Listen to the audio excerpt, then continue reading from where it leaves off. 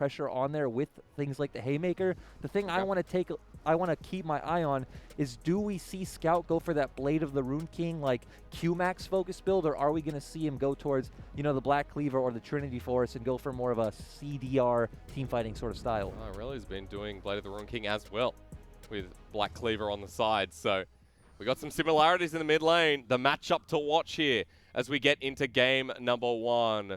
Not often that you see a set through the mid lane, but Scout is going to show us how it's done. And see if EDG can continue their success. See if Vici Gaming can build off the success of RNG going into our second series of the day. Set in the mid lane is very much kind of like a neutralizing champion. You are just going to push with the haymaker. You can pretty much just ignore the enemy mid laner because of all the sustain from your passive. Does very well in the 2v2 with your jungler.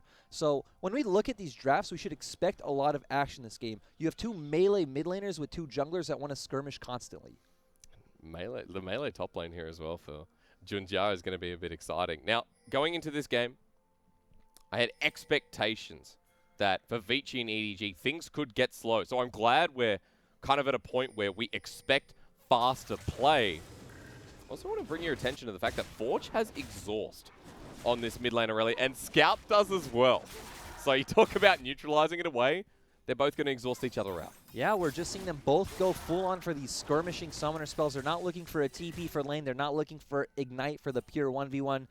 Again, you go through these VODs, both of these teams can be really slow at times until things like the Dragon and the Rift Herald are up. They're both okay just farming it out.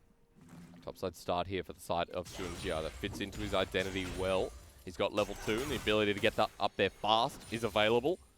While topside now transitioning here for Ike. So we've seen a shift of Predator junglers and changing their path around. I'm going to pause because Forge just gets whacked a few. Yeah, we did talk about Set is able to win this matchup early. Very strong level 1 coming from his passive, you know, getting some extra damage on that right hand. We see some boy stats that we can't read. I promise to the audience I'm learning Chinese as fast as I can, but this is not at my capabilities just yet. But I can tell you the basis of that story. That's when iBoy came on the side of Vici Gaming. Sorry, EDG, I believe. And that, I'm pretty sure those are the 2 years they went to Worlds, right? 2017, 2018, EDG went to Worlds with iBoy. Yes. So, iBoy joined 2017, and then that was his first year of Worlds. As he joined EDG with Scout, Mako, and Clearlove at the time, he went straight to Worlds in his debut year. You know another interesting thing about this matchup? How many times Coma has faced EDG? Coma faced EDG both those years. SKT and EDG were in the same group. 2-0'd EDG both times, so Coma very familiar with this organization. Yeah, now iBoy is like, you know what? You owe me, brother. The Scout gets a good trade here in the mid lane once again. And while we are on the topic of iBoy, because I was looking into it and I went, well, how successful has iBoy been with EDG? And what is the potential here with Vici Gaming? Both those years of Worlds, you know, iBoy was kind of the 80 carry to watch, in a sense, but when you get knocked out of groups, when you kind of fall short for a team like EDG, he's trying to go past iBoy. His chance to revitalize himself on the side of Vici Gaming here is the trading in the bottom lane has been intense. Junjia is coming down. Might have our first blood on the horizon as Ike's level 4, an advantage in levels in the jungle. The Dazzle is flashed on by Maestro, and Mako has to flash himself, but the turnaround. Junjia gets the first blood of the series. As for iBoy now walking away, double TP on the horizon as well. 2 Ren stacks available, but they're already away as Cube runs on in. Mako has to pop away. A flash burnt as well, only heating up as Cube gets himself the Conquerors, but the fight stops there. An explosion, as we talked about, and a 1-for-1. Really overconfident play coming in there from Maestro. You are only a level 3 Taric flashing in where your team can't really follow up on the damage. Mako just easily able to, you know, get the pulverize and EDG just bursting him down. It's going to be a big start. I mean, honestly, look at the side of Junjia. The Sejuani picks up first blood. And we've been talking a lot about this guy. He's already got the Stalking Smite. Stalking Smite? He's already got the Blue Smite. Let's leave it at that, with a Ruby Crystal in tow as well. And both these top laners who join the fight now have to take the long walk back. But look at this top lane pushing into Cube. Yeah, and, you know, the lane will be pushing into Cube. He will be able to threaten a gank from Ike's. Another place I want to turn our attention to is Maestro. off of his death reset, he has been walking around the map, setting up vision in EDG's bot side jungle. Maestro has been kind of one of the shining lights on Vici for me. He did come from about a 2-year tenor with Snake and LNG. Yep. Has looked really strong on this roster. And Mako has kind of been one of the points we've criticized from EDG. A lot of the time, Mako is the franchise player of EDG. He's been here for so damn long. Only person that was here for longer was a side of Clearlove. And you want to give him the benefit of the doubt when you are playing with so many new players, but I'm going to hold my breath right now. We're going to fight once again. 1 versus 2, though, and Ike's has Predator right in front of Audi. The flash away immediately. Audi's out, but Summonerless with a big wave about to crash into this top turret. Yeah, and we set this game up as EDG being the team to look for topside, but we did just see the wave get bounced back from Vici. We talked about how Cube can set up a gank with Ike's. They do successfully pull that off, but Audi still will be able to farm safely under turret. This is why Mordekaiser's always been such a favorite in the LPL, because he is such a strong, kind of very firm top laner who's going to sit under his turret, be able to farm. Once he gets that death realm, it is very hard for you to dive him. Yeah, turns it into an instant 1v1. Even though he's able to pick up that top CS here, Lyric, you can see there's already a discrepancy built. And that kill that was picked up in the trade bottom lane means that Cube's in a very decent position in this early game. The melee top laner versus the melee top laner of EDG. And so far, Cube is in such a better place. Yeah, but right now, looking at the minimap, we do see Mako and Hope making their way up towards the mid lane. Forge's wave is pushing into Scout. Doesn't look like they're going to be able to get anything there, but would have been very nice if they could have. I like that they're roaming, though, especially after that bottom lane went. 10 CS down there for Hope and Mako, so trying to influence other parts of the map. Tunjia in position. Remember the passive with Permafrost. We talk a lot about this when we see the Aurelia pairing. The same with Set here on Scout. Yeah, just Sejuani with melee champions has always been considered really OP by pro players. Very good in regions where you want to constantly skirmish, so Sejuani is always a staple in LPL when melee solo laners are in meta. Yeah, and a lot of the time, that does happen.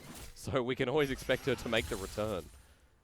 Scout with better training here in the mid lane. Now, is falling behind by about 10 CS.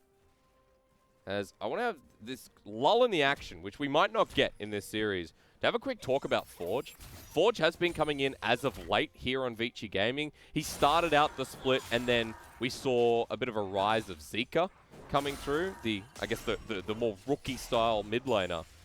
But Forge in the last series, on his Kiana, on things like his Jace, has been performing better, more like the Forge we saw, filling in for rookie on IG. Yeah, so Forge does come as a big prospect from LDL. He was on IG Youth. They did win the LDL last summer. We saw him sub in for about 4 series last year on Invictus Gaming when Rookie had to go back to Korea for family issues. Yep. They did go 3-1, and a lot of people were like, whoa, maybe IG should keep this guy Forge. in the mid lane. That's right. Hey, we loved Forge back in the day. We got a bit of a break. We saw him once again, and this is where we're at Vici Gaming, who have the potential. But meanwhile, let's look at what's started here. For Vici, they're going to be looking for the trade of Herald in the top side, but EDG really fast on this Dragon. At 8 minutes, they start with Infernal, Ocean coming next, while Ike's now a bit slower, but will start this up.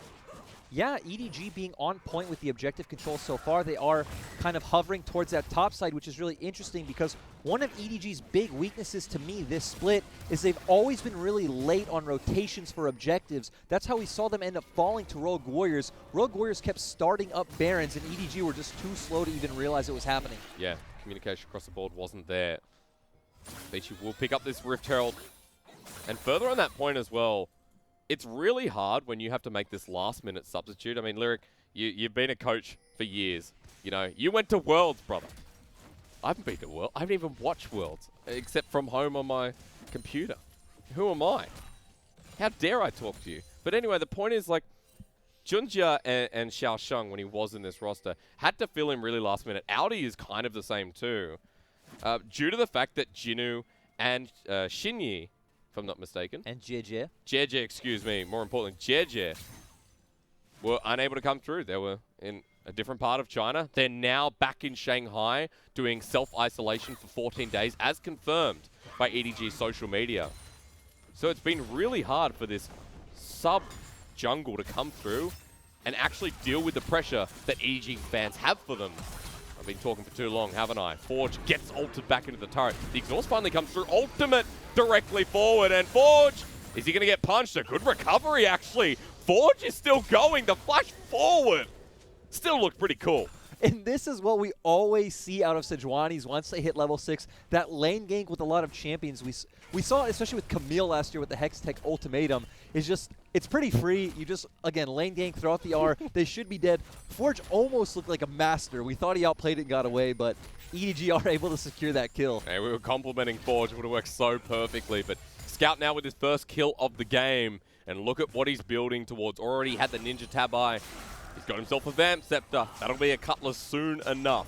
And even after burning both of his summoners, he now goes into a lane with a better CS score. And we'll have a look at this one again. We just see Set coming out with that huge ult. Sejuani waiting in the wings, coming from a lane gank. We see the use of both exhausts here, and it should be relatively easy for them to finish out. But Forge showing some really good mechanical play, but he got doesn't matter. Hey, after all that, when you're dead and you get a flash from your enemy mid laner, you go, okay. That's a lot better. And we do see that Scout is going the Q-Max Blade of the Ruined King set. A lot more for dueling and looking for those 1v1 trades in the laning phase and inside lanes. Everyone remembers the W-Max that we saw when Set got released. So, the knuckle down. I mean, a bit of a surprise to me. But close to the Blade of Ruined King. That's the important thing to note here with the Ninja Tabi. So, bit of an item advantage over Forge at this point for Scout. And Scout, who's already played so many mid lane champions, is going to show us apparently how it's done.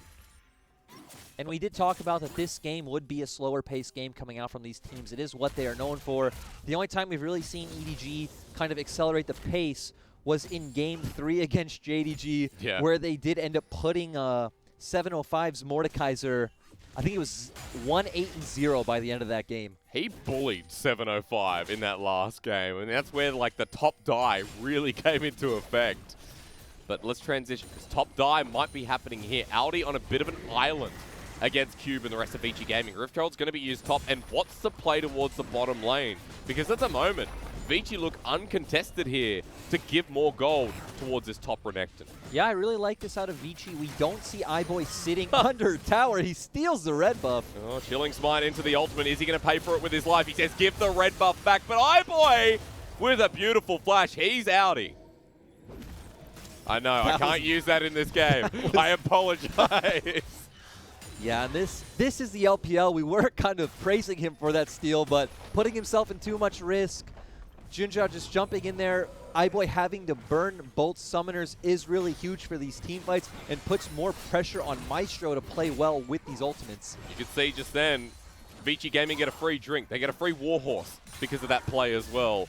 iBoy getting out means absolutely no return of play. And I want to bring your attention to that Renekton who just got solo turret, or shared turret plating gold on the top side. Cube is up 20 CS with the Black Cleaver.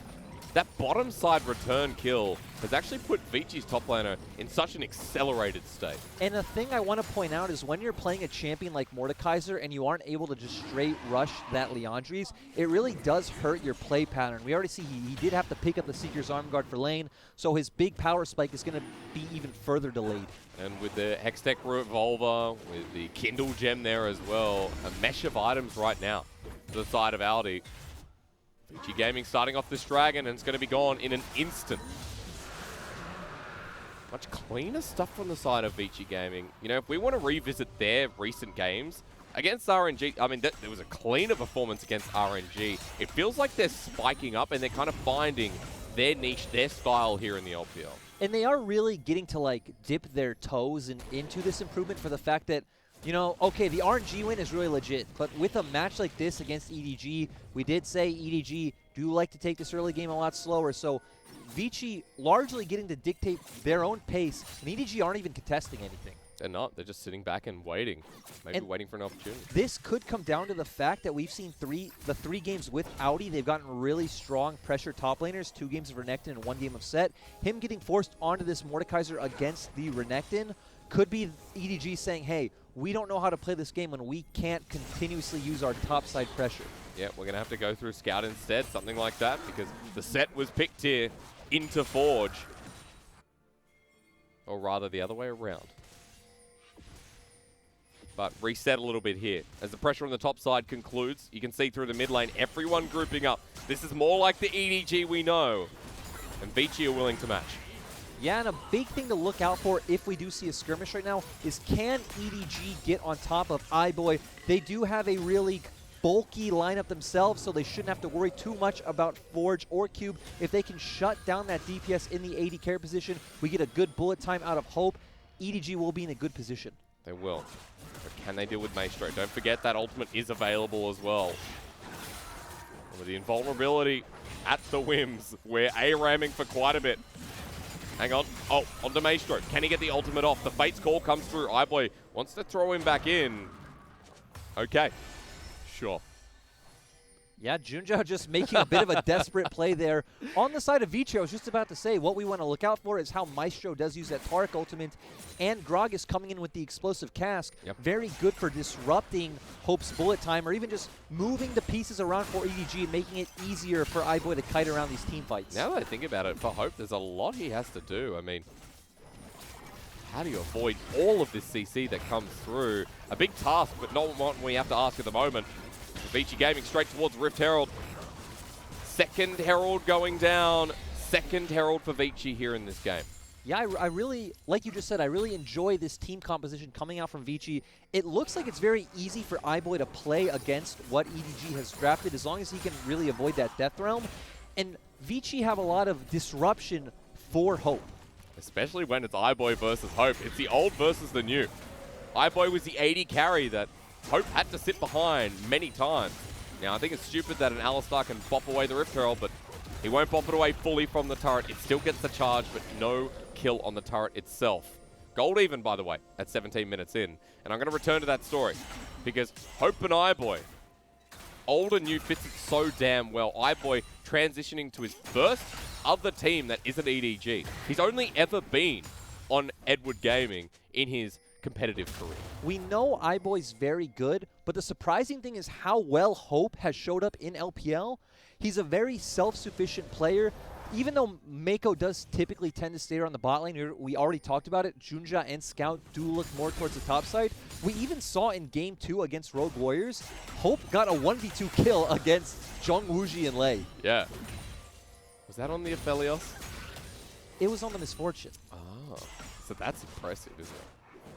He told me Aphelios, I'd be, you know, a little bit biased against the Aphelios as always. But Hope has looked good. And further to your point, the AD carry is syncing up really nicely with Mako, but we're not worried about that because Forge is in a lot of trouble against the wall. The showstopper stops Forge for now. He gets the Vanguard's edge backwards, but there ain't enough damage there. Junja with a really nice dive. We're back to the top lane for EDG. We are back to the top lane, but more importantly, we are back to the Scout show for EDG. This is only Forge's second series back, and Junja giving him a nice welcome. 0-2-0 on the Irelia. That's a rough start here for Forge, but he has been the focus.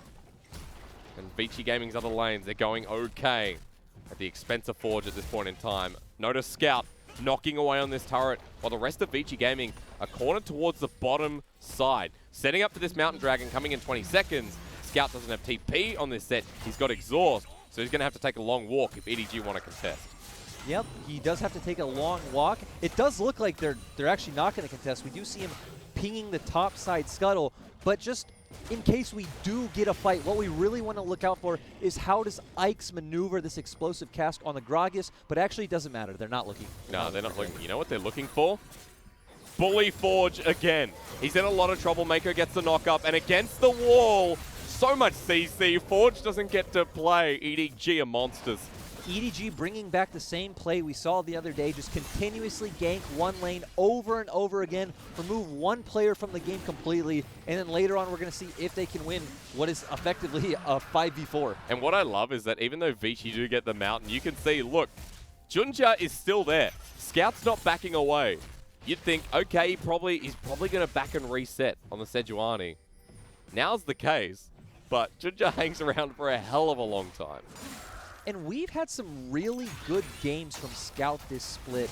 There was his, I think it was Rogue Warriors Game 3. Yep. His 8-0 Zoe, where they ended up losing, was absolutely heartbreaking. Yeah, it really was. I mean, like, we've seen that from Scout, where Scout will get elevated, Scout will get ahead. And the rest of EDG haven't always followed suit, right?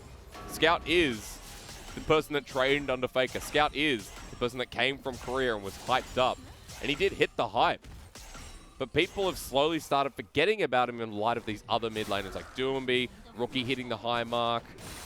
You know, I've only got 2 mid laners there. I know there's more that my brain can't handle. I'll say last year, Kuro was starting to get there. Xiaohu, even though he's being heavily criticized right now, Xiaohu is one of our best mid laners in the LPL. He's always criticized, though. Yeah. He's criticized every year. It's either because of Uzi or something else. This time, to be fair, though, it is his own merit that is being criticized for the first time it feels like forever. Yeah, but bringing us back to the game, just kind of setting up what both teams are going to be looking for when we are in these lull states you just said, is both teams just want to play around the pressure from the side they have. So on EDG, you want to play around Scout side lane pressure like they have against that Irelia, and we want to see Vici play through their Renekton lane and see who can transfer that pressure either to mid better, or can you find a dive on your side lane? Because right now they're not worried at the side lane. That was blind from Junjiao onto iBoy, but where is that follow-up? We talked about the transition. It's there for Vici Gaming as Maestro gets popped back. That was beautiful from Mako. Teleport in, 5 mid. We just said it's about bringing your side lane pressure to mid. EDG did do that with Scout, but Audi is getting pushed in the bot lane, so Renekton was hovering first. They weren't able to find anything, and we're probably just going to see this constantly over and over again until the next Dragon's We're up. getting a lot of ARAMs here tonight. Now, last year, I saw a lot of ARAMs for EDG, and they're not stopping now. Mako goes in for the engage. Look, Audi joining in the fight as well. Maestro gets the ultimate, flashes in, doesn't hit Forge. The Vanguard's edge on 4. But meanwhile, while Audi does this, Vici Gaming have lost all their firepower. They pull back in Forge. Audi's out easily. And that was just everything thrown, nothing gained.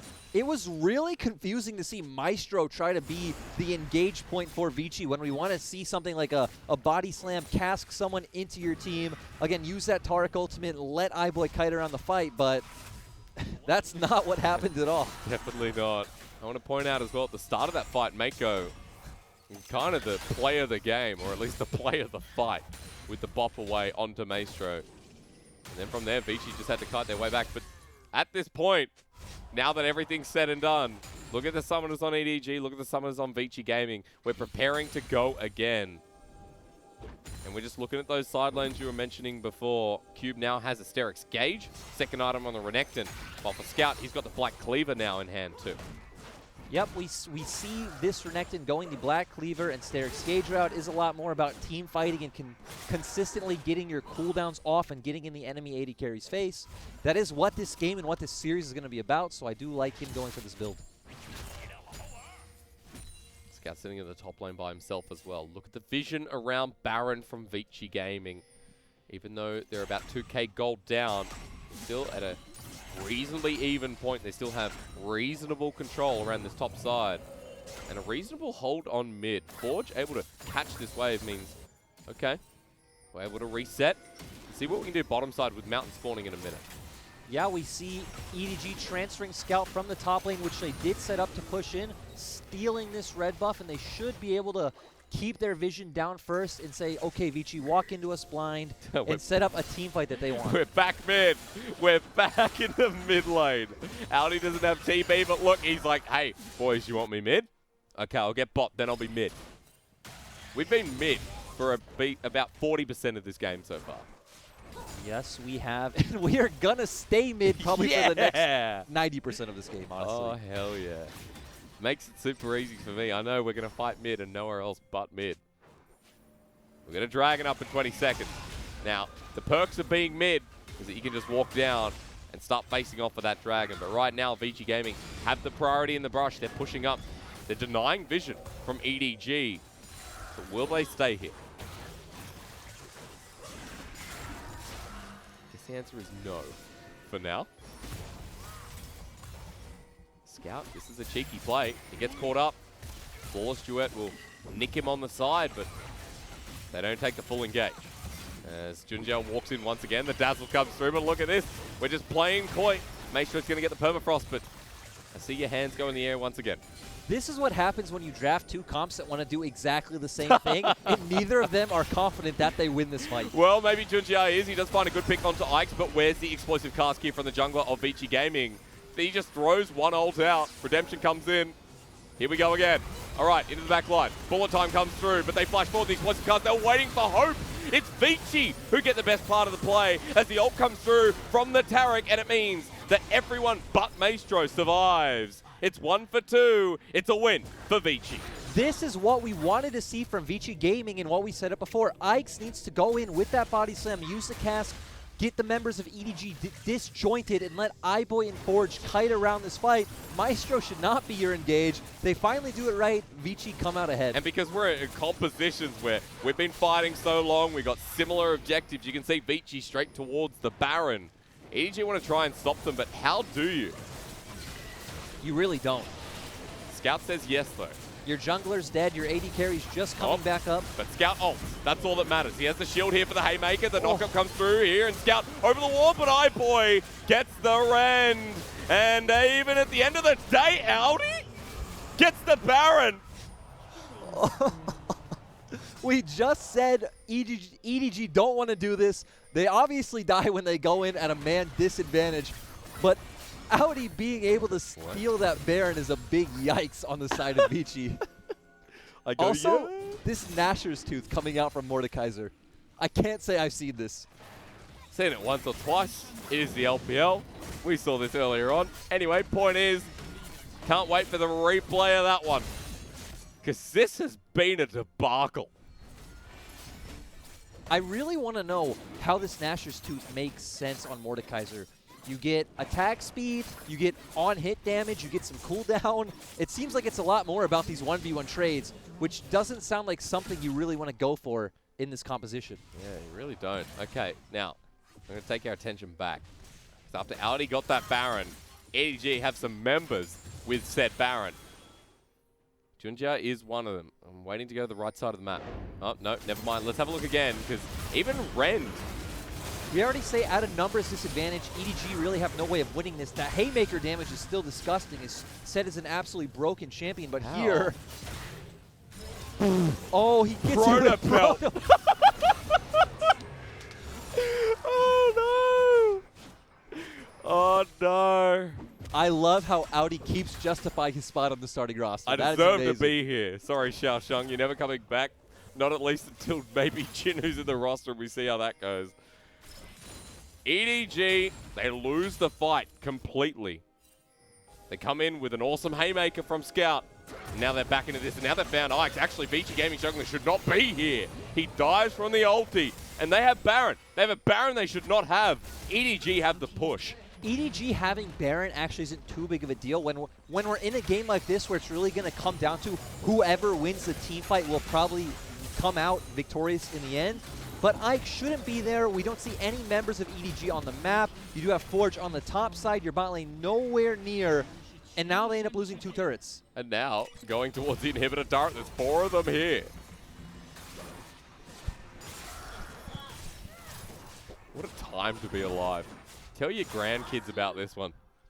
Tell them to go back and watch the VOD. Game 1 so far has been back and forth. Although the story about Hope and iBoy seems to be the most relevant. This game, maybe it is about the top laners. Maybe it is about the solo lanes in total for both teams.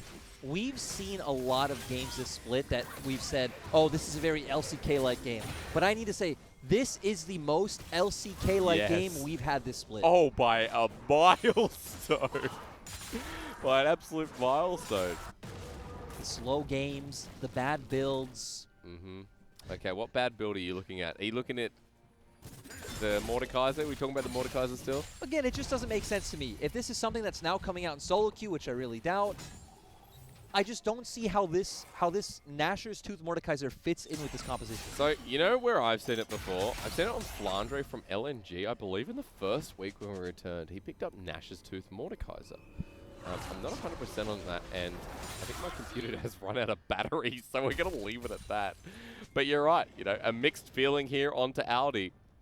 The madness just goes so well with your kit coming out of Leandri's with your passive damage. Again, we're seeing this game is really only coming down to these explosive team fights where the AoE amplification would be great. Yep. Yes, I agree. Got himself Sonya's Hourglass. He's got 3 items now as well. An interesting point that we haven't brought up yet. is we actually saw this matchup quite recently. This was the Demacia Cup semifinals, and EDG barely scraped out a win, 3-2. That's right. They got themselves into the grand final because of it, though, and that's all that mattered in the end, apparently. But we kind of saw the birth of EDG this year through that Demacia Cup final. We saw it through the semi-final against Vici Gaming as well. It was a good starting point when last year they missed Worlds for the first time. Yeah. And when we saw them do so on Demacia Cup, after them losing a lot of important players like iBoy, not really picking up any big names themselves, we're like, oh, EDG are going to be a bottom-tier team this year. And they come up and they come in, and they're sitting at 3-3, game score 8-7, and they're showing, hey, we still can be and are a top 8 team Not in the even LPL. with their main roster. I mean, this is a roster, again, put together so last minute due to the epidemic. And Junjia and Xiaosheng/Audi have had to step up to the plate. And so far, I think it's been pretty decent. Now, in this game, not all is said and done. Remember that Vici Gaming have a Mountain Soul coming up. They did have priority around that Baron, and it's only because Audi got that steal that EDG find themselves quite nicely ahead in gold. And also the back of that fight too, let's not forget. So now we're waiting for the next one, and you set up these compositions so well where it's like they want to do the same thing. We are going to see that fight that decides the game. But when is it coming through? Because Vici Gaming are on the edge of this brush. It's coming through in 25 seconds. Okay. And again, it comes down to me with Maestro Ice. pull back in. The Fate's Call is used defensively. Can iBoy turn it? No. That's a big ultimate from iBoy used right before this dragon spawns. This has been really good out of EDG. We see them continuously posturing, trying to pull these big ultimate cooldowns out of Vici. Ninja almost caught out. That would have just turned back the play itself. Forge with the mid lane wave trying to crash on in. Maestro a little bit low. The heal does help. And Deathgrass to bring it in. Now Audi, use that Nash's 2, start hitting. 5 members in front of the dragon. They want to deny this from Vici. That's a Mountain Soul on a Taric, a Renekton. They can't give that away. And we want to keep your eye on Ikes. Can he get into the backline? Good. Okay, well, Cube's in the backline now, and he has the Taric ulti onto him as well. Mako zoning out the other 4 members, but here, Audi's goes golden as the bullet time comes through. The Vanguard's edge opens up for Forge as Redemption heals them back up. Junja has to get out of there, but the set ult finally comes through with a double man face breaker and the Haymaker from Scout. EDG are so low. Can iBoy do it? Look at him hopping around, but Hope in with the new, out with the old. Mako jumps back in as well. Cube's still alive. This is the messiest fight I've seen since I dropped my burger on my pants the other day. A triple kill over to EDG. They've taken the ace. That fight was so crazy, I can't even follow what happened. We saw both AD carries drop super low. Hope, though, did come out on top, did survive with the Guardian Angel, being able to come back into that fight and take down the front line from Vici. 3 left to do this, Baron. Baron this time will go down, but they earn it. Well, actually, he earned it before, but this time they win the fight for it. And we talked about Vici's win condition is that fight is getting onto Hope. They have so many disruption tools to get onto Hope. They have 2 Mountain Drakes, and you have a bunch of tanks who are building resistances. You should have been in a really good place, but EDG kiting out the fight well. All right, your turn. You got to tell me what happened here because I have no idea. We see Cube jump straight to the backline, putting on a lot of threat to Hope, but we see Ikes got knocked away by Mako, isn't able to get the cast, stopping the bullet time. And here it actually looks really good for Vici on the re-engage. But again, Mako doing such a good job with the headbutt pulverize combo, and Hope just being able to dish out a ton of damage on the backline. We see here just flashing in, getting that one last auto, and the GA coming in really clutch. He's able to just clean up at the end of this fight now that Vici have no damage. all it took was that one auto, and Hope wouldn't have killed iBoy. Maybe iBoy is able to re-engage. Now I know what a play-by-play feels like. Yeah, how the hell am I meant to hit that? Look at the damage. What? No, bring that back up. That was like 20,000 from each team at the very least. Yeah, but now we get to see how do EDG use this Baron. EDG have been the superior team at using their side lanes this game, so that is, you know, a positive thing to note.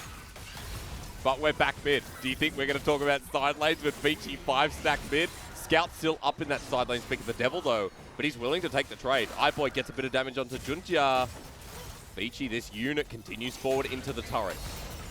But we see Set coming from the flank. Ooh, miss of the ult though onto Junja. The Arctic Assault available. Dazzle. iBoy has the Ren. Vanguard's edge. Junja in a lot of trouble now. Scout comes in a little bit late, but he knocks back Cube into the turret. But the ultimate is there. Tarek does it once again. Maestro does well, but now Ike's caught on out with that explosive cast used earlier in the fight. No one dies. No one dies. But EDG with Baron and the regen, they walk forward. I honestly feel like we're just watching two people with giant sacks of potatoes whack each other because, like, we just have 8 tanks in this game. Not tanks specifically, I guess, with Irelia, but, you know, a lot of bruises. Yeah, exactly. Yeah. And no one has the damage to take anyone down. Really unfortunate roam timing for Scout right when Maestro does use that ultimate. I feel like they would have been able to find a pick otherwise on the side of EDG. Turret's still going to go down. Inhibitor's still going to go down, though, for EDG. And they've still got a big gold lead, the biggest one in this game. We're 35 minutes in. Baron's got 30 seconds. The game won't end here. And there's still a Mountain Soul on the Rift in about 1:10. Yeah, 1:10. We will get that action back.